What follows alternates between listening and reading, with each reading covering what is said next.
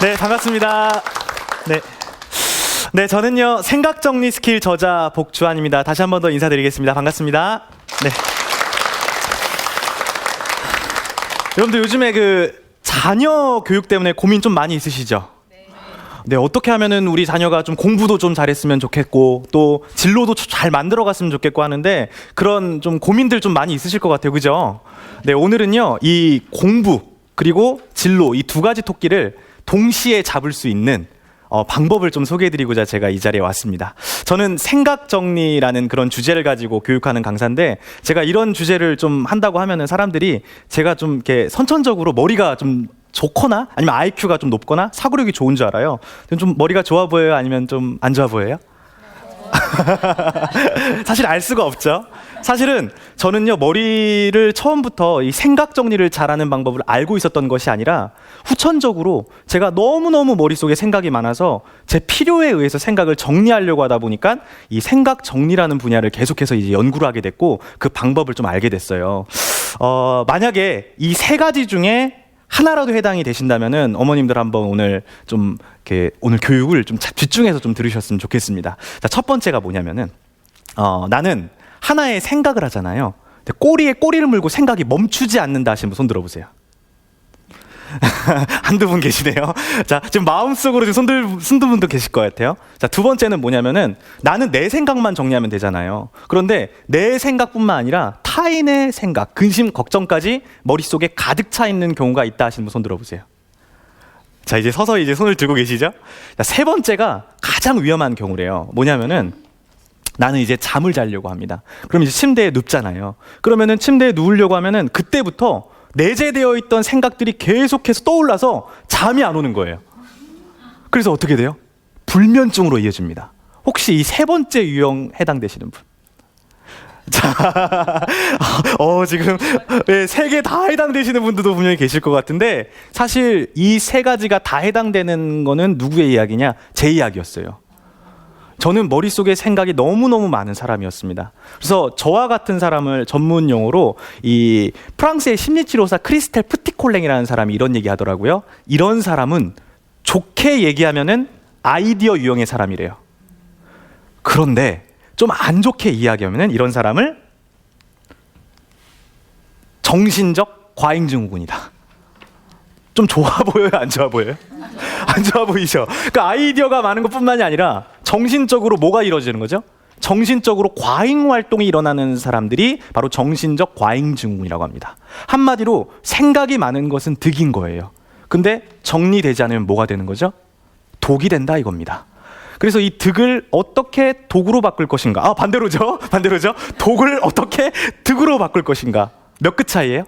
한 끗 차이입니다. 그 한 끗 차이에 대해서 제가 좀 말씀을 드리려고 해요. 근데 이 생각 정리라는 어떤 주제를 가지고 교육을 이제 하다 보면은 사람들이 이 생각 정리라는 개념부터 좀 이제 정리를 좀 해야 된다고 저는 생각을 해요. 생각 정리하면은 뭐가 떠오르시죠? 아마 머릿속에 이제 고민, 근심, 걱정 이런 거 정리하는 게 생각 정리라고 생각하실 텐데 제가 생각하는 생각 정리는요. 청소년 기준으로 말씀드릴게요. 학교에 입학하는 순간부터 졸업하는 순간까지가 모두 다 생각 정리예요. 그죠? 공부하는 것도 뭐예요? 생각 정리죠. 발표하는 것도 뭐예요? 생각 정리죠. 토론하는 것도 뭐예요? 생각 정리죠. 자, 그리고 나서 이젠 졸업을 하려고 합니다. 그러면 이제 고등학교가 돼서 자기소개서 같은 거 작성하죠. 그런 것들도 다 생각 정리라는 거예요. 뿐만 아니라 학교를 졸업하고 나서도 취업 준비하는 것도 뭐죠? 생각 정리입니다. 회사에 입사해서 기획서, 보고서, 문서 작성하는 능력도 다 생각 정리라는 거죠. 그래서 모든 일의 시작과 끝은 생각 정리로 이루어진다. 이거를 딱 기억을 하시면 좋은데 근데 이 생각 정리가 만약에 잘 안 되면은 어떤 게 문제가 가장 되는가 이거예요. 뭐냐면은 돈이 많이 들어요. 자, 왜 생각 정리가 안 되면은 우리 학부모님들, 어머님들 돈이 많이 드느냐? 생각해 보세요. 자, 우리가 영어를 배우러 갑니다. 그죠? 그럼 영어를 배우러 가는 건 뭐예요? 영어에 대한 생각 정리가 잘 이루어진 사람한테 가서 배우는 거죠. 자, 논술을 배우러 갑니다. 논술에 대한 생각 정리가 잘 이루어진 사람한테 가서 배우는 거죠. 그리고 마찬가지로 스피치도 스피치에 대한 생각 정리가 잘 이루어지는 사람한테 가서 돈을 지불하고 이제 배운다라는 거죠. 그래서 제가 말씀을 좀 드리고 싶은 것은 이 생각 정리를 잘하는 방법을 알고 있으면은 이 사교육비도 좀 절감이 될 수 있고, 뿐만 아니라 내 아이의 어떤 인생을 스스로 정리해서 스스로 공부도 하고 또 진로도 스스로 만들어갈 수 있는 그런 방법을 알 수 있게 된다. 그래서 생각 정리가 중요하다, 이런 말씀을 좀 드리고 싶습니다. 자, 지금부터는 좀 이런 사례를 좀 보여드리려고 해요. 이 덴마크에요, 에프터스콜레라는 학교가 있다고 합니다. 에프터스콜레라는 거, 일종의 인생 설계 학교라고 하는데요. 혹시 들어보셨나요? 14살부터요 18살 때까지 청소년기잖아요. 고등학교 입학 전에 이제 1년 동안 쉬는 거예요. 쉬면서 뭐 하냐면은 인생에 대해서 꿈꾸고 설계할 수 있는 시간을 갖는다는 거예요. 그 시간 동안 뭐 하겠어요? 자신의 어떤 인생의 의미를 발견할 수 있겠죠? 또 생각을 충분히 해볼 수 있는 그런 시간이 있다라는 거예요. 근데 안타깝게도 우리나라의 어떤 그 교육 실정은 어떻죠? 우리나라 흔히 교육을 뭐라고 이야기하죠? 주입식 교육이라고 이제 이야기를 합니다. 물론 대부분의 학교가 이제 그렇게 하는 건 아니지만은 뭐 주입식 교육을 이제 한다라는 것은 우리가 알고 있죠. 시험을 보고 그 다음에 기록하고 시험 본 다음에 잊어버리고 다시 한번 외우고 계속 이걸 이제 반복을 하는 거예요. 그러다 보니까 BBC의 언론에서는 뭐라고 했냐면은 한국식 교육이 학생들의 머리를 이제 혹사하고 있다, 이렇게 표현을 합니다. 그리고 더 이제는 가슴이 아팠던 것은 우리나라의 어떤 그런 교육 형태로는 미래를 꿈꿀 수 있는 그런 여유가 없다, 이런 어떤 뉴스를 이제 보게 됐어요. 그래서 저는 이제 생각 정리라는 어떤 그 교육을 하는 사람이기도 하지만 제가 청소년 지도를 전공을 했습니다. 그래서 수많은 청소년들을 이제 만나면서 상담을 하게 되고 또 교육을 하면서 어떻게 하면은 좀 생각 정리를 좀 잘할 수 있을까? 어떻게 하면 좀 재미있게 생각 정리를 하는 방법을 알려줄 수 있을까? 그렇게 이제 생각을 많이 하거든요.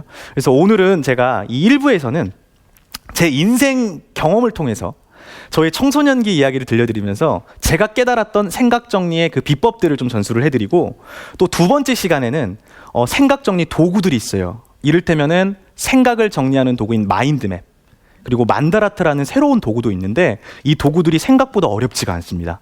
그래서 우리 어머님들이 직접 배우시고 자녀들한테 알려줄 수 있는 그 방법에 대해서 제가 소개를 해드리도록 하겠습니다.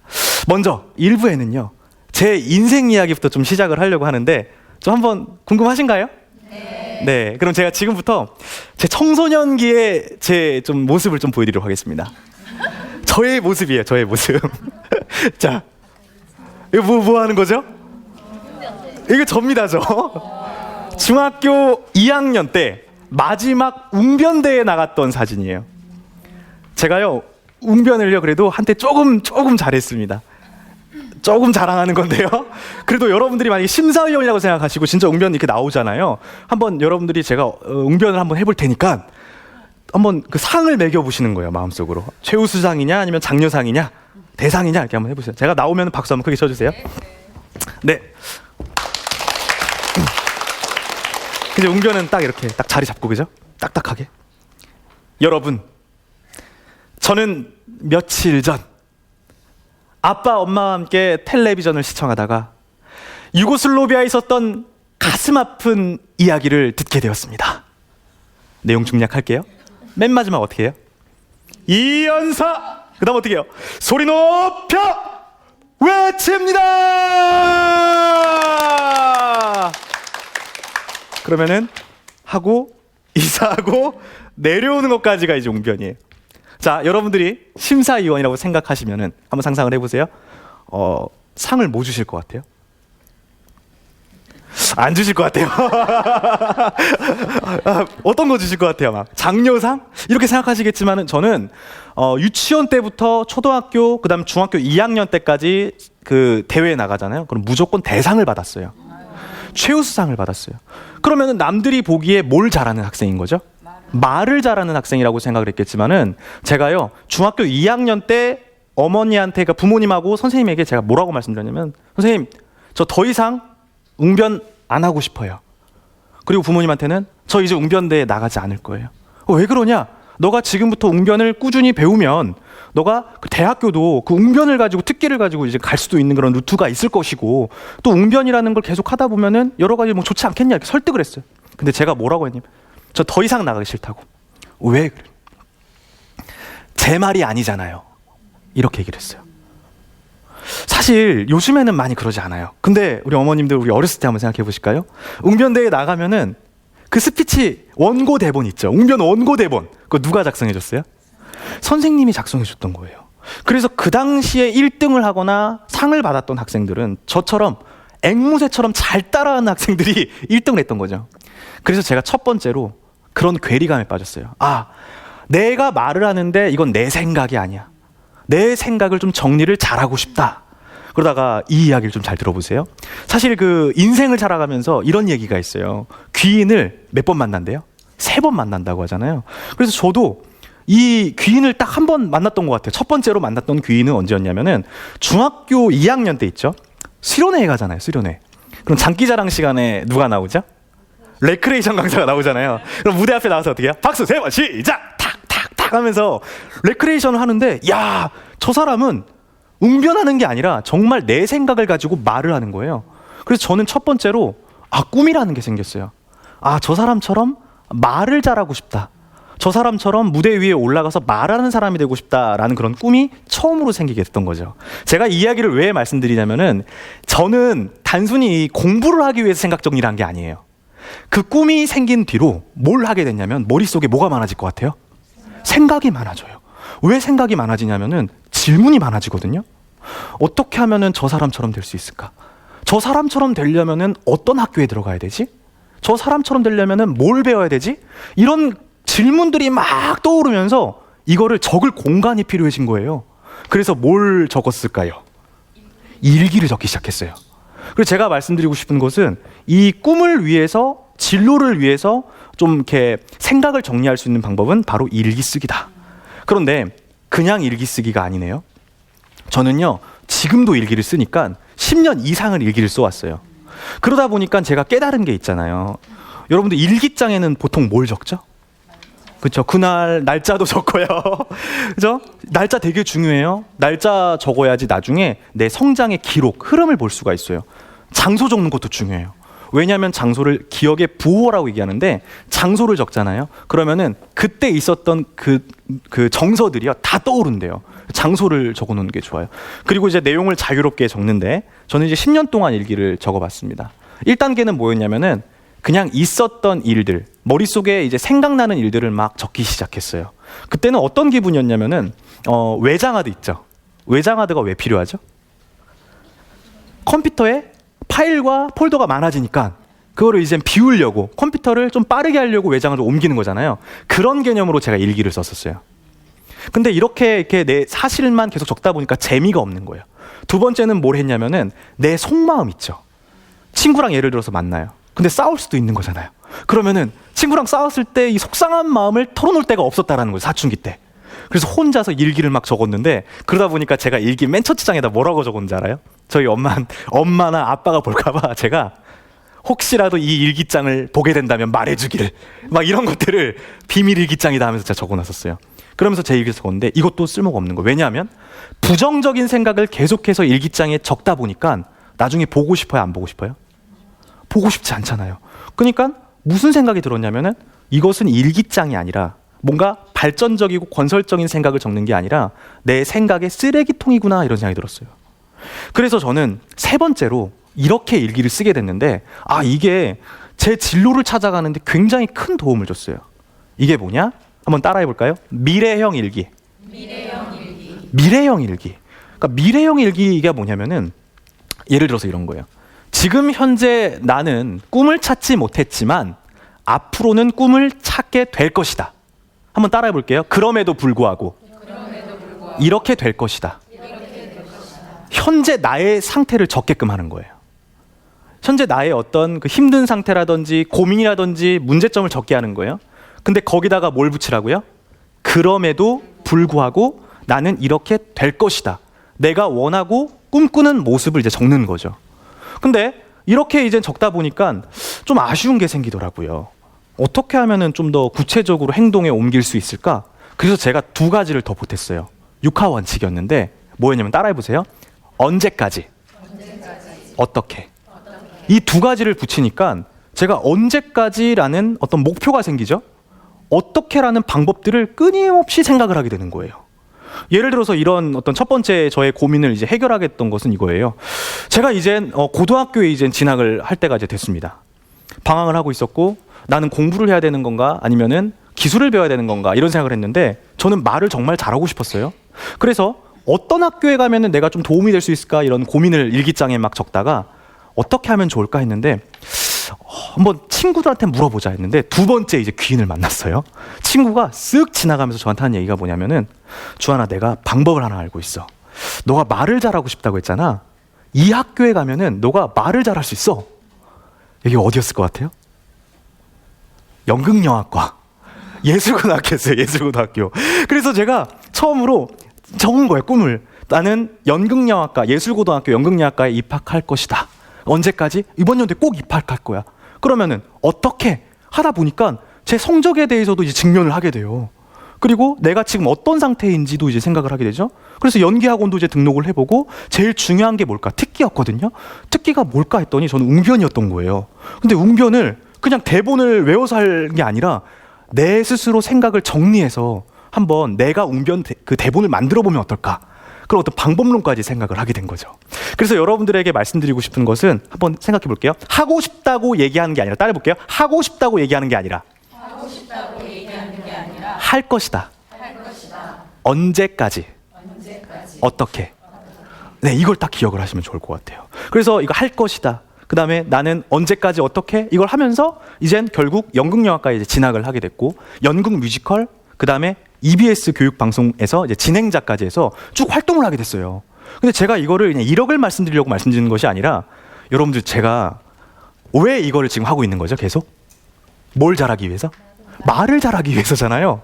근데 말을 잘했을까요? 아니면 그대로였을까요? 꿈을 이루다 보면은요, 꿈을 이루려고 하다 보면은 수많은 장애물이 이제 부딪히잖아요. 그래서 계속 이제 고민이었는데 해결되지 않은 고민이 뭐였냐면은 이 세 가지의 공통점은 대본이 있었어요. 대본 어디서 많이 들어본 거 아니에요? 제가 웅변대 때 뭐 때문에? 대본 때문에 와왔는데 연극도 뮤지컬도 그다음 방송도 정해진 대본이 있고 그 대본대로 말을 하는 거예요. 그래서 제가 참 고민을 하고 있었어요. 더 이상 이제 말을 잘할 수 있는 방법은 없단 말인가? 표현법 있잖아요. 뭐 제스처라든지 아나운서로 뭐 말을 잘하는 방법 이런 것들은 배웠는데 정작 내 머릿속을 정리할 수 있는 방법이 없는 거예요. 근데 이제 세 번째 귀인을 만납니다. 누구였냐면은 이젠 학교 선배였어요. 선배. 지나가면서 저한테 이런 얘기를 합니다. 주하나, 너가 정말 생각을 잘하고 싶고 또 말을 잘하고 싶으면은 말은 곧 생각이잖아. 그러면은 너가 이거를 많이 읽어야 돼. 이게 뭐였을 것 같아요? 책이었습니다. 오케이. 근데 중요한 건 있어. 그냥 책을 읽으라는 게 아니라 일단은 내 생각에는 좋은 책도 읽어야 되지만 많이 읽어야 돼. 몇 권 정도 읽으면 좋을까? 저한테 물어보는 거예요. 여러분들은 그럼 몇 권 정도 책을 읽어야 될까요? 자, 어머님들 잘 생각해 보세요. 자, 우리가 책을 한 달에 몇 권씩 읽죠? 보통? 대한민국 사람들 평균. 한 달에 한 권도 안 읽는다고 합니다. 자, 그럼 1년이면 몇 권 읽어요? 12권. 그럼 5년 정도 읽는다 치면은요? 그럼 저한테는 왜 1000권이라고 말씀하시죠? 근데 그 당시에 1000권을 읽어라 이런 얘기가 좀 유행이었어요. 왜냐하면 1000권을 읽으면은 임계점에 도달해가지고 그때부터 뭔가 생각이 똑똑해지고 말을 잘할 수 있다 뭐 이런 어떤 주장들이 막 있었습니다. 그래서 저는 그 말을 무조건 믿기로 했어요. 믿져야 본전이니까요. 그걸 하는 이유는 내 생각을 스스로 정리를 하는 방법을 좀 배우고 싶었고 전 좀 똑똑해지고 싶었어요. 그래서 5년 동안 열심히 책을 읽었습니다. 닥치는 대로 책을 읽었어요. 자기계발서, 뭐 실용서부터 시작을 해가지고 인문고전, 그 다음에 철학서, 역사, 문학 여러 가지 책들을 다 읽었습니다. 물론 책을 읽으니까 머릿속 생각이 좀 정리가 잘 되더라고요. 근데 문제가 생겼어요. 여러분들, 책을 많이 읽는다고 해서 생각을 잘하는 걸까요? 책을 많이 읽으면 말을 잘할 수 있을까요? 제가요 깨달은 게 있잖아요. 그 컴퓨터 있죠.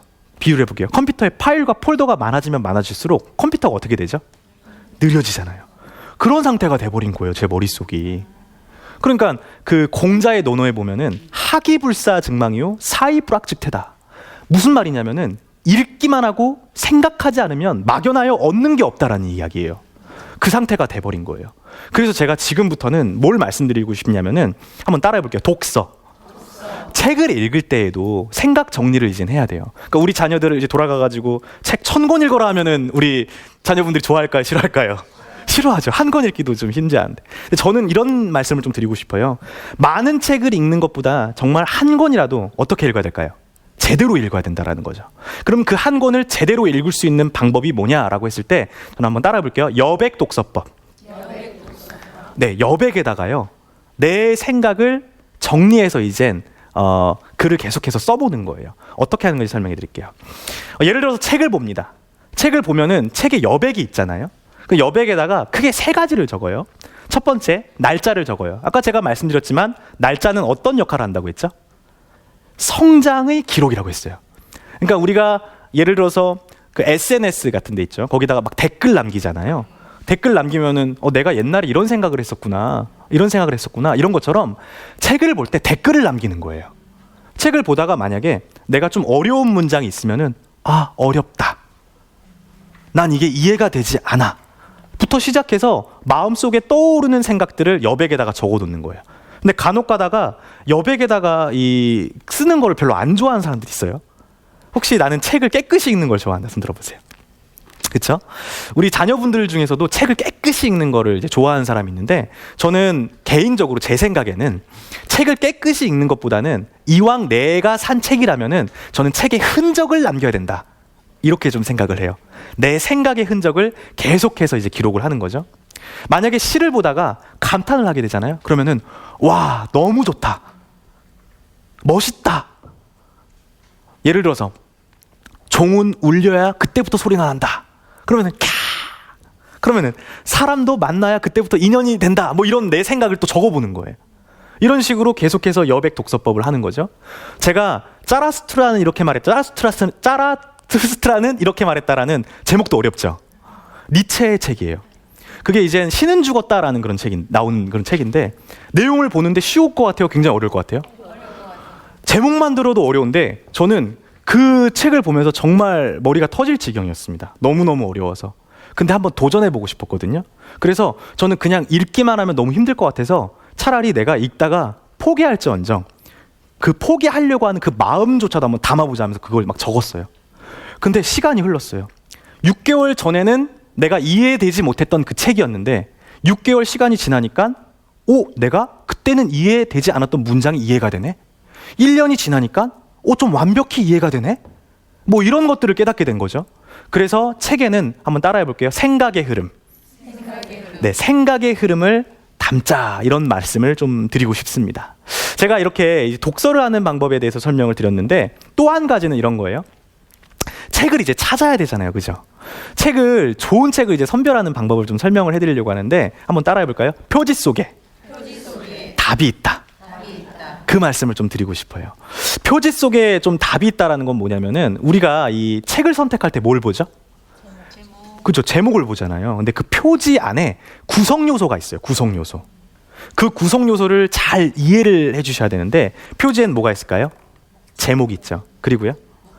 부제라는 게 있어요. 부제. 그리고요. 지은이 있고요. 그 다음에 카피라는 게 있어요.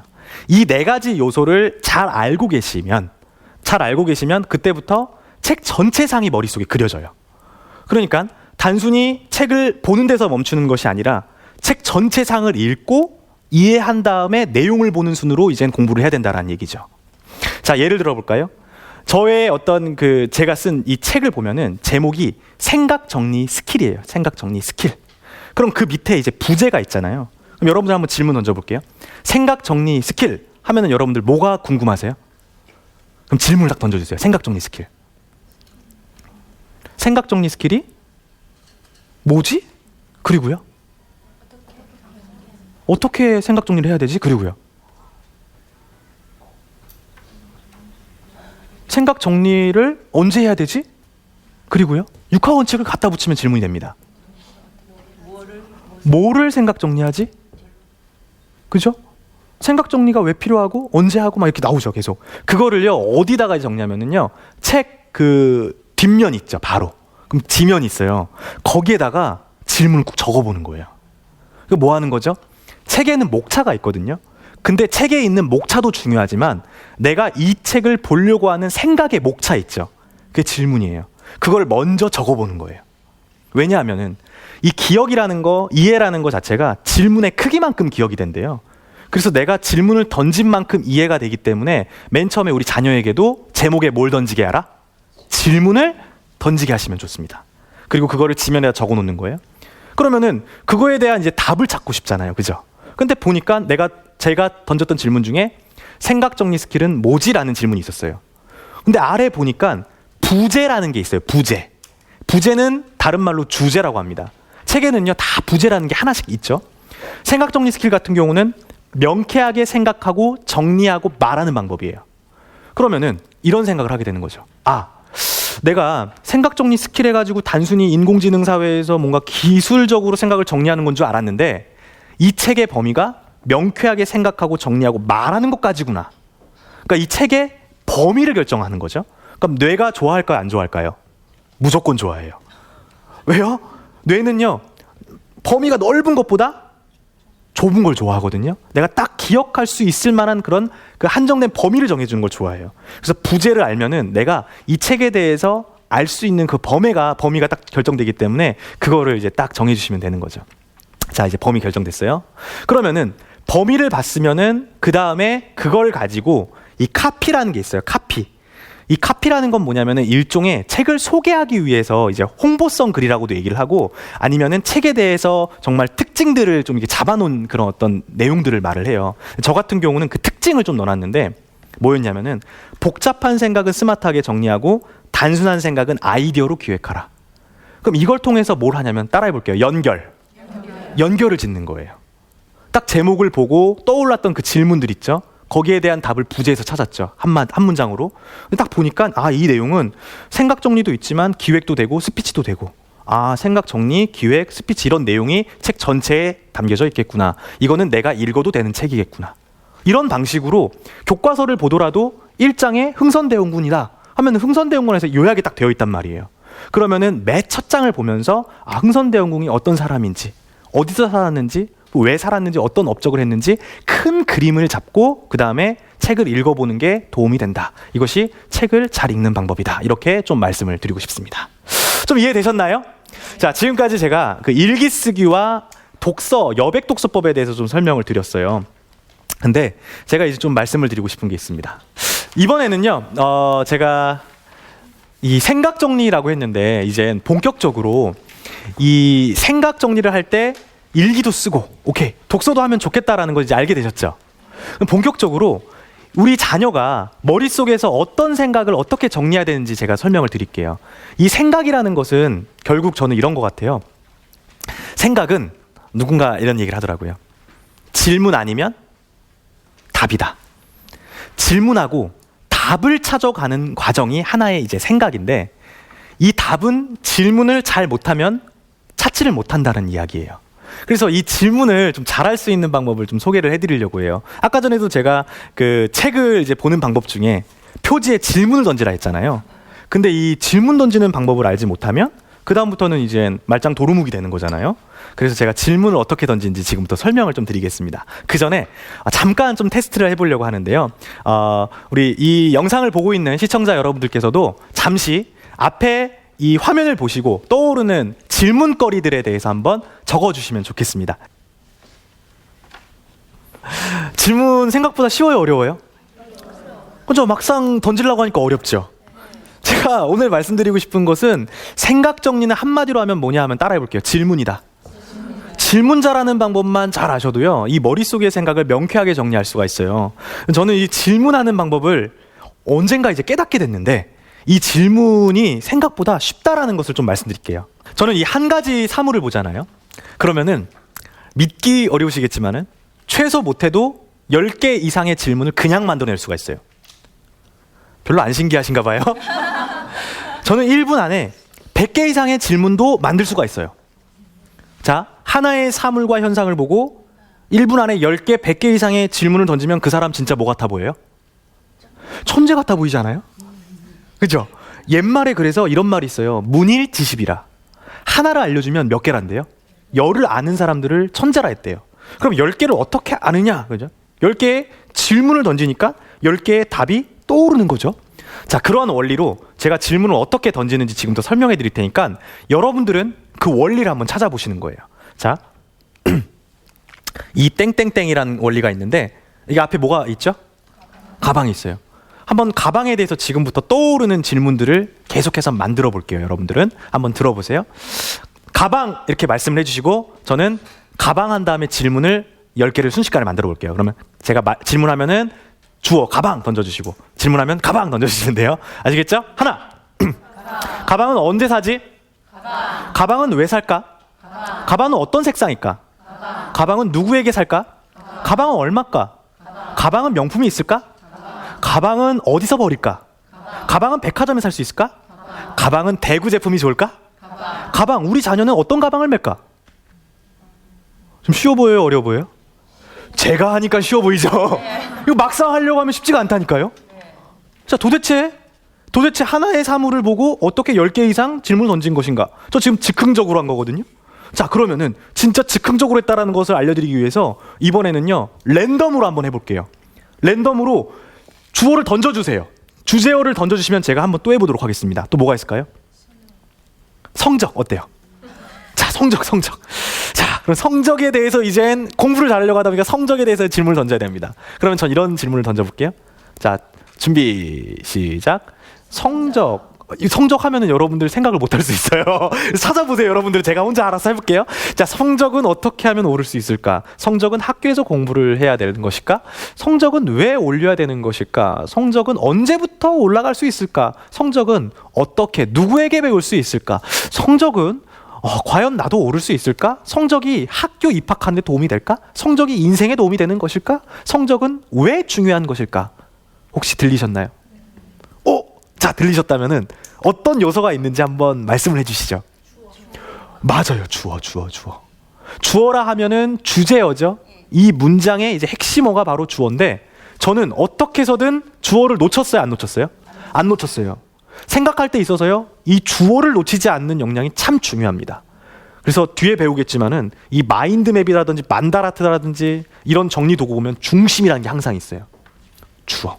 자, 그런데 여러분들이 한번 노트에 적으신 질문 한번 보시죠. 장담컨대 주어가 점점점 생략됐거나 주어가 없는 분들도 있을걸요? 그러면은 제가 우리 학부모님들이니까 이런 상황 예시를 한번 들어볼게요. 이러면 어떤 게 이제 문제가 생긴 줄 알아요? 우리 회의 같은 거 막 하잖아요. 회사 같은 데서. 그럼 회의하다가 갑자기 생각이 어디로 빠진다 그래요? 삼천포로 빠지잖아요. 삼천포로 빠지는 주된 원인 중에 하나가 뭐냐면은 내가 말하고자 하는, 내가 생각하고자 하는 주어를 놓쳤기 때문에 그래요. 그래서 한번 따라해 볼게요. 주어를 적자. 질문에 주어를 일단 적어야 돼요. 그래야 그 단어에 대해서 몰입을 할 수 있습니다. 자, 두 번째입니다. 자, 한번 또 찾아보시죠. 하나 찾으셨어요. 하나 이제. 맞아요. 똑똑하시네요. 육하 원칙. 육하 원칙이라면 뭐가 있습니까? 누가, 어디서, 언제, 무엇을, 어떻게, 왜. 그렇죠? 이 육하 원칙 생각을 하실 때는요, 이 육하 원칙을 잘 기억해 두시면 좋아요. 육하 원칙은 사전적 의미로 뭔지 아십니까? 사람들이 가장 궁금해하는 핵심 요소 6가지. 그러니까 사람들이 가장 궁금해하는 핵심 요소 6가지인데 이 궁금이라는 이 단어가요, 알고 싶어 답답한 마음이에요. 그래서 이 육하 원칙을 가지고 이야기를 하게 되면 그 답답한 마음이 해결된다라는 얘기죠. 그리고 육하 원칙은 머릿속에 그림을 그려줘요. 예를 들어서 여행입니다. 내가 제주도 여행을 갈 거예요. 그죠? 그럼 제주도 여행, 육하 원칙 한번 던져보세요. 여행을 언제 갈까? 누구랑 갈까? 그리고요, 왜 가지? 제주도에서 뭘 먹지? 하면서 보이지 않는 생각이 어떻게 돼요? 머릿속에 그림을 그려줍니다. 그래서 육하 원칙을 갖다 붙이면 질문이 만들어진다. 또 마지막 세 번째가 있었죠. 세 번째가 뭘까요? 맞아요. 물음표. 맞아요. 물음표입니다. 물음표. 정답이에요. 질문은 어떻게 끝나죠? 물음표로 끝나요. 그래서 이것을 뭐 서술 혹은 의문형 동사, 근데 줄여서 저는 문법이 아니에요. 그래서 동사라고 표현을 해보겠습니다. 그럼 한번 따라해 볼게요. 주어, 육하원칙, 동사. 주어, 육하원칙, 동사라는 것을 알고 있으면 여러분들도 질문을 순식간에 만들어낼 수 있다는 거죠. 그러면 질문을 만드는 건 왜 중요하냐 이거예요. 우리가 보통 이제 자녀분들 혹은 여러분들도 발표하려고 무대 앞에 딱 나와요. 말을 하려고 해요. 그럼 갑자기 어떻게 돼요? 말문이 막혀버리죠. 말문이 막히는 이유가 뭔지 아세요? 자, 그죠. 생각이 막혀서 그래요. 생각이 막히면 어떻게 땀이 삐질삐질 흐르고 이거 어떻게 해야 돼, 이 상황을, 그죠? 고민이 막 된다는 거죠. 그러면 거꾸로 말문을 열리게끔 하려고 하면은 뭐를 열리게 해야 돼요? 생각문을 열리게 해야 돼요. 그럼 생각문을 열리게끔 하려면 뭘 던져줘야 돼요? 질문을 던져주는 거예요. 그래서 말문을 열 수 있는 방법이 바로 질문인데, 여러분들 한번 이 공식을 적용해서 질문이 만들어질 수 있는지 없는지 한번 테스트를 한번 해보시기 바랍니다. 이번엔 역으로 제가 랜덤으로 단어를 딱 던져드릴 거예요. 그럼 여러분들이 소리 내서 질문을 만들어 주시는 거예요. 한번 해보실 수 있으시죠? 자, 파이팅! 파이팅! 할 수 있다! 파이팅! 자, 해볼게요. 시계는 얼마죠? 오, 좋아요. 저기 머플러는 나오잖아요, 그죠? 구두는 얼마일까? 좋잖아요. 자, 관심 있으니까 나오네요. 다시 해볼까요? 구두는 어디서 살까? 나오잖아요. 나오죠? 그럼 삼겹살은? 그 삼겹살 나왔으니까 몇 인분 먹어 나오죠. 다이어트는 언제 해야 될까? 나오죠. 자, 이렇게 질문이 이제 만들어진다라는 얘기예요. 그런데 여기에서 어려운 질문과 또 쉬운 질문이 나눠져요. 반면 다르게 얘기하면은 좋은 질문과 안 좋은 질문. 그러니까 좋은 질문은 이렇게 이제 결정됩니다. 뭔지 한번 보세요. 여러분들 이제 어려워져요, 질문이. 진짜 어려워집니다. 한번 제가 질문 던져볼 테니까 일단 쉬운 질문부터 한번 던져볼게요. 여행은? 되죠? 막 되죠? 어디로 갈까 되는데 여기 쉬워요. 그 다음 뭐 할까요? 기념일은? 뭐 살까 되죠? 이거 어렵지 않아요? 근데 진짜 어려운 질문 이런 거예요. 나의 자녀는? 갑자기 뜬들기 시작해요. 내 인생은? 뜬들기 시작하죠? 나는? 그죠? 제가 얼마 전에 한 그 직종을 이제 만났어요. 근데 의사 선생님들 이제 만나가지고 생각 정리 스킬 교육을 했는데, 의사 선생님 제가 맨 앞에 있는 분에게 이거 진짜 어려운 질문이니까 한번 해보실 수 있겠어요? 한번 해보겠습니다. 이러는 거예요. 제가요, 나는 막 이러다가 맨 마지막에 의사는 이랬어요. 그랬더니 갑자기 나다 이러는 거예요. 이게 의사 선생님들도 이 질문을 딱 던지면은요, 이게 어려운 질문을 던지면은 갑자기 말문이 막히나 봐요. 자, 근데 어렵다고 느끼는 이유가 있어요. 자, 방금 제가 던졌을 때 질문에 뭘 바꿔줬을 때 좀 질문이 어렵다고 느껴지셨어요? 주어. 주어를 형이상학적인 거, 즉 눈에 안 보이는 거죠. 나, 인생, 사랑, 꿈, 이런 걸 던지면은 갑자기 철학적인 사유로 깊이 있게 막 빠져버리는 듯한 느낌이 들어요. 그래서 이때는요, 철학으로 이제 막 빠져도 되는데, 그때 나는 왜 이렇게 살지? 나는 왜 이렇게 어렵지? 시험 나는 왜 이렇게 못 보지? 이렇게 정답을 내리는 것이 아니라 이때 이성적으로 다 따라해 볼게요. 질문. 육하원칙 동사로 딱 쳐버리면은 생각이 발전적으로 갈 수 있어요. 해볼게요. 한번. 다시 한번 해볼게요. 나는 육하원칙 동사 한번 해볼게요. 나는 육하원칙 동사를 한번 해보는 거예요. 그죠. 나는 하니까 또 어려운 거예요. 그죠? 그럼 어려울 수 있어요. 나는 하면은 육하원칙 언제 뭐 살아갈까? 꿈은 무엇인가? 다시 꿈은? 다른 걸로 한번 해볼게요. 육하원칙 돌려보세요. 꿈은 언제 이룰 수 있을까? 그죠? 학교는 왜 다니는 걸까? 공부는? 근데 여기에서 우리 어머님들이 자녀분들한테 하면 안 되는 질문들이 좀 있어요. 뭘 것 같아요? 왜라는 단어. 근데 되게 돌아가서 이제 우리 부모님 이제 딱 어머님들 이제 딱 가가지고 자녀들한테 너 왜 숙제 안 했어? 너 왜 학교에 늦게 갔어?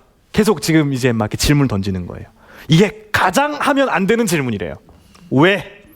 그래서 이 왜를 하지 마시고요. 한번 바꿔보는 거예요. 한번 따라해 볼게요. 어떻게 하면? 어떻게 하면? 네, 어떻게 하면 할 수 있을까라는 질문들을, 열린 질문들을 던져주시는 거예요. 그래서 이것을 유대인 학습법에서는 마타 호셰프라고 부른대요. 마타 호셰프. 어떻게 하면 넌 이걸 해결할 수 있을까? 어떻게 하면 이 문제를 너는 이겨낼 수 있니? 계속해서 질문을 던져주시는 거죠. 그래서 이렇게 질문하는 방법까지 여러분들에게 소개를 해드렸습니다. 여러분들 이제 질문 만들 수 있겠어요? 네. 이게 이제 제가 질문을 좀 드리려고 했던 것인데, 일기 쓰기가 참 중요하죠. 인생의 어떤 그냥 단순히 그냥 하루하루의 일과가 아니라는 얘기예요. 제가 10년 동안 일기를 쓰다 보니까 일기가요, 진짜 인생의 그 빅데이터를 만드는 큰 흐름이라는 걸 깨닫게 됐어요. 재밌는 걸 하나 말씀드리려고 해요. 이 앞에 지금 보시는 게 뭐죠? 데이터 혹은 그래프죠. 사실 이것은 저의 일기장입니다. 뭐냐면은 저는요, 딱 1년 동안 일기를 쓰잖아요. 그럼 일기를 쓰면은 일기 1월, 2월, 3월, 4월, 5월 있죠. 그거의 핵심 있죠. 그 핵심 내용을 막 적은 거예요. 그러니까 일주일의 핵심이 모아져서 한 달의 핵심을 월마다 적었어요. 적다 보니까 내가 좋아하는 거, 싫어하는 거, 잘하는 거, 못하는 거 이런 것들도 보이고, 내 상태가 그래프의 흐름대로 위로 올라가면 긍정적인 거, 아래로 내려가면 부정적인 거, 이렇게 저의 흐름이 보이더라고요. 근데 저는 여기에서 독특한 걸 한 가지 발견하게 됐어요. 뭐였냐면은 일기를 쓰다 보니까 제가 이거 이름 붙인 건데, 저의 생각의 주기가 보이기 시작하더라고요. 관심 주기가. 무슨 말이냐면은 저는요, 뭔가 3주 동안 딱 목표를 정해요. 예를 들어서 내가 3주 동안 목표를 정하는 게 아니라 제가 딱 일단 목표를 정해요. 나 책을 읽어볼 거야. 갑자기 막 책을 읽고 싶어지는 거예요. 그런 날 있잖아요. 서점에 가서 책을 잔뜩 사놔요. 그래서 내가 한 달 동안은 읽어야지 라고 이젠 딱 다짐을 하고 책을 읽으려고 하잖아요. 그러면요, 그게 몇 주 간다고요? 3주 가는 거예요. 이게 신기한 게 적어놓으니까 3주 뒤마다 제 관심사가 계속 바뀌더라고요. 3주 뒤에는 뭐 하고 싶냐면은 갑자기 축구장에 가서 축구를 하고 싶은 거예요. 그래서 운동을 막 해요. 그러면 또 이제 몇 주 간다고요? 3주 가는 거예요. 3주 뒤엔 뭐 하고 싶냐면은 음악을 듣고 싶은 거예요. 그래서 음악에 푹 빠져요. 그럼 저는 이 3주간의 생각 주기를 깨닫고 나서 제 인생이 어떻게 좀 흘러갔냐면은 스스로 객관적으로 저를 볼 수 있게 됐어요. 무슨 말씀이냐면은 이런 거 있죠. 제가 예를 들어서 다이어트가 필요해요. 그죠? 다이어트를 이젠 해야 돼요. 그러면 다이어트 우리 몇 킬로 빼야 될까요, 보통? 한 달 동안? 5kg 정도 빼야죠. 3kg 하면 요요 때문에 다시 돌아가요. 5kg 정도 빼야죠. 그러면은 5kg 정도 빼려면은 몇 달 정도 걸릴까요? 3달. 마음 먹으면 한 달. 오케이, 한 달로 한번 해보겠습니다. 한 달. 5kg를 한 달에 빼려고 하면 진짜 열심히 운동을 해야 되는 거죠. 그죠? 그런데 한 달 동안 내가 운동을 해야 되는데 저는 그 사실을 알아요. 3주 동안 버틸 수 있을 거라는 사실을 알아요, 몰라요? 버티지 못한다는 사실을 알고 있잖아요. 그죠? 그러면은 마음속으로 이제 계획을 어떻게 하겠어요? 3주 뒤에 내가 포기할 수 있는 그 고비가 생길 테니 그 뒤를 이제 내가 미리 뭘 하게 되는 거죠? 계획해보자. 그래서 단순히 3주에서 끝이 나는 게 아니라 3주를 더 연장해 생각하는 거예요. 오케이. 한 달이면은 4주고 5주니까 2주를 더 연장해서 생각을 하자. 포기하고 싶겠지만 포기하지 말고 끝까지 하자. 이렇게 되는 거죠. 제가 이런 어떤 원리들을 좀 생각을 해봤던 건데 비슷한 원리인데요. 달리기 있죠, 달리기. 달리기 보면은요, 러너스 하이라는 단어가 있대요. 러너스 하이. 그게 뭐냐면은 열심히 막 달려요. 처음에 힘들어요, 안 힘들어요? 처음에가 제일 힘들어요. 그리고 이제 중간 정도에 오르막길 오르고 하면은 진짜 너무 힘들죠. 그때 무슨 생각이 들어요? 포기하고 싶어지죠. 근데요, 그 순간을 참잖아요. 그럼 러너스 하이라는 구간이 있대요. 그때부터는요, 갑자기 온몸에 엔돌핀이 막 쏟으면서 다리에 막 마비가 온 것처럼 막 느껴져요. 하나도 고통스럽지 않은 지점이 있다라는 얘기죠. 그 구간을 넘기면 그게 바로 러너스 하이래요. 그래서 그 구간 동안 사람이 가장 많이 뛸 수 있다고 합니다. 그러다 보면은 내가 원하던 그 목표치에 목표를 달성할 수 있다는 얘기예요. 그래서 저는 일기를 쓰면서 나의 관심 주기, 생각 주기를 객관적으로 알게 되었고 그 속에서 저는 이 러너스 하이, 내가 더 달릴 수 있는 그 구간들, 이걸 참으면 더 잘할 수 있다라는 것, 그런 것들을 좀 깨닫게 됐습니다. 그래서 한번 따라해 볼게요. 관심 주기, 빅데이터. 이것이 바로 일기 쓰기의 큰 장점이다, 이렇게 말씀을 드리고 싶어요. 여러분들 흔히 내공이라는 말 좀 들어보셨어요? 내공이 뭐죠? 속에서 막 쌓이는 거죠. 저는요, 내공을요 직접 만들어 본 경험이 있어요. 내공이 만들어지면 나중에 어떻게 되는지 알아요? 아니, 내공이 만들어지면 나중에요, 여기 막 우리 그런 위대한 인물들 보면은 여기 뒤에 뭐라고 하죠? 후광이 난다 그러죠. 그게 난 경험이 딱 한 번 있어요. 딱 한 번. 그게 언제인 줄 아세요? 제 군대 생활할 때. 왜 군대 생활할 때 내공이 만들어졌냐면은, 제가요 이제 군대 가기 전에 사실 그러니까 20살 때 아버지가 일찍 돌아가셨어요. 예, 그래서 이젠 건강이 안 좋으셔서 이제 돌아가셨는데, 돌아가신 상태에서 갑자기 영장이 딱 온 거예요. 5개월 뒤에 이제 군대에 갔습니다. 그날이 봄날이었거든요. 벚꽃 지고 봄날 가니까 그냥 군대에 제가 있더라고요. 딱 그때부터 어떻게 됐을 것 같아요? 제가 진짜 인생이란 무엇인가 막 이런 생각이 들었는데, 한편 무슨 생각을 했냐면은, 내가 여기에서 무너지면 안 되겠다라는 생각을 했어요. 왜냐하면 전 가장이니까. 그래서 제가 군대 입대하기 전에 진짜 지푸라기라도 잡는 심정으로 제 선생님을 찾아갔어요. 학교 때, 고등학교 때 멘토 선생님이 한 분 계시거든요. 그분을 찾아가서 제가 말씀드렸어요. 선생님, 제가 지금 현재 아버지가 돌아가신 상태고 군대에 가야 되는 상황인데 제가 말을 좀 잘하고 싶습니다. 그 말을 잘하는 그런 사람이 되기 위해서, 그런 직업을 만들기 위해서 제가 군대 생활 동안 뭘 하면 좋겠습니까? 라고 질문 던졌어요. 그랬더니 교감 선생님께서 말씀하시기를, 아나운서의 자질이래요. 그리고 조선시대 인재 등록인데 이 4가지를 너가 딱 하면은 그때부터 너가 원하는 방향대로 살아갈 수 있을 것이다. 그 4가지가 뭐였냐? 신, 언, 서, 판이었어요. 신언서판. 이게 뭐지? 신체였습니다. 끊임없이 운동해라. 군대에 가면은 너가 운동할 수 있는 시간이 분명히 있을 것이다.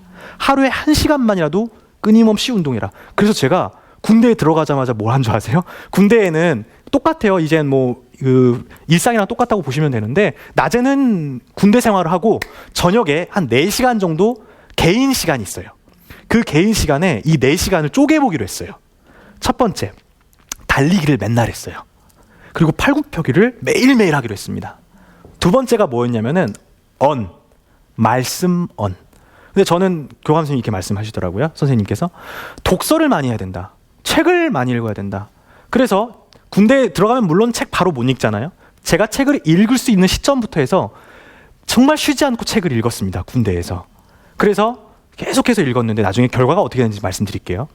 세 번째, 신언, 서는 뭐냐면은 글씨였어요. 글씨. 사실 저는 펜글씨를 잘 못 써요. 그래서 그게 콤플렉스였기 때문에 군대 가면 뭘 많이 쓰죠? 편지를 많이 써요. 그래서 부모님한테 이제 편지도 써야 되고 하는데 글씨가 너무너무 악필이니까 고민했던 거예요. 제가 뭘 했냐면은 펜글씨 교본 있죠. 그걸 3권 사가지고 매일매일 펜글씨를 썼어요. 그랬더니 깨달은 게 있잖아요. 글씨라는 것 자체가 이 마음을 바로잡는 거구나. 그래서 글씨를 쓰다 보니까 마음이 막 바로잡아지더라고요. 그리고 이제 4번째가 뭐예요? 판. 이게 제일 중요합니다. 판은 뭐냐면 판단력이에요. 이걸 하려면은 매일매일 일어나는 일들을 사색하고 일기를 적어라. 메모를 해라. 이 4가지를 딱 알려주시면서 저한테 한번 해보라고 했습니다. 제가 2년 동안요, 진짜 쉬지 않고 매일매일 이 4가지를 실천했거든요. 1년이 흘렀어요. 일단 1년. 1년 뒤에 어떻게 된 줄 알아요? 매일매일 뭐 했죠? 운동했어요. 팔굽혀기를 했는데 제가 육군훈련소에 나왔어요. 근데 육군훈련소에서 전 장병들을 대상으로 팔굽혀기 대회 같은 걸 했어요. 대회에서 1등하면은 뭐 보내줄 것 같아요? 휴가 4박 5일 준다. 그래가지고 제가 나가겠습니다 했는데 제가 육군훈련소 전체에서 팔굽혀기 1등을 했잖아요. 사실 어렵지 않았어요. 왜요? 다른 사람들은 대회 기간에 준비했잖아요. 저는요, 꾸준히 준비했었어요. 자, 2번째, 이제 언이 나와요. 책을 읽었는데 이게 써먹을 일이 있을까라고 생각을 했는데, 제가 이제 군대 생활에서 병장 정도가 됐는데 매일매일 책을 읽고 노트하는 거, 사색하는 걸 이렇게 보시더니 그 중대장님이 딱 오셔서, 주환아, 한번 너 발표 경연대회 나가보는 거 어떻겠니? 라고 하는 거예요. 처음으로. 그래서 제가 한번 나가봐도 될까요? 근데 너 나가면 휴가 준다 이러는 거예요. 몇 밤 며칠 6박 7일짜리 준대요. 했을까 안 했을까요? 해보자. 근데 그때 당시에 이제 하나의 어떤 그 연평도 포격 도발이라는 무거운 주제였는데 그 주제에 대해서 1년이 지났어요. 그러면은 그 내용을 제가 알고 있을까요? 모르고 있을까요? 몰라요. 그죠? 1년이 지났으니까. 그런데 다른 장병들은 몰랐는데 저는 할 수 있었어요. 왜 그랬냐면은 그 연평도 포격 도발이라는 가슴 아픈 사건이 제가 훈련소 때 있었던 일이거든요. 근데 전 들어가자마자 뭐 했을까요? 늘 일기를 썼어요. 그래서 연평도 포격 도발 사건이 있었을 당시에 있었던 일들을 다 메모를 해뒀거든요.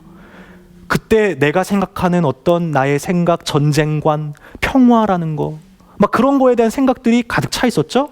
게다가 그러다 보니까 그 관련된 역사서라든지 철학서를 많이 읽어놨어요. 해야 할 말이 생겼겠죠. 판단력도 생겼겠죠. 그래서 그걸 가지고 원고를 가지고 딱 나갔는데 제가 육군을 넣어서 전체에서 발표를 했어요. 그때 발표해서 몇 등 했을까요? 전체 1등. 6박 7일 나갔잖아요. 자, 제가 깨달은 게 그런 거예요. 펜글씨도 마찬가지인데 어쨌든 제가 말씀드리고 싶은 건 뭐냐면은 셰익스피어가 이런 얘기를 했습니다. 갇혀있는 불이 더 뜨겁게 타오른다. 우리 자녀들도 마찬가지인 것 같아요. 매일매일 뭘 하고 있죠? 반복을 하고 있습니다. 근데 이 반복이 지겨울 수 있다라는 얘기예요. 지겨울 수 있는데 이 반복을 하는 거에 집중을 하는 것이 아니라 제대로 방법을 알고 방향을 찾은 다음에 방법을 계속해서 반복하다 보면은 그때부터 뭐가 생겨요? 내공이 생기는 거예요. 그래서 제가 아까 후광이 생겼다고 했는데 그 후광은 뭐였을까요?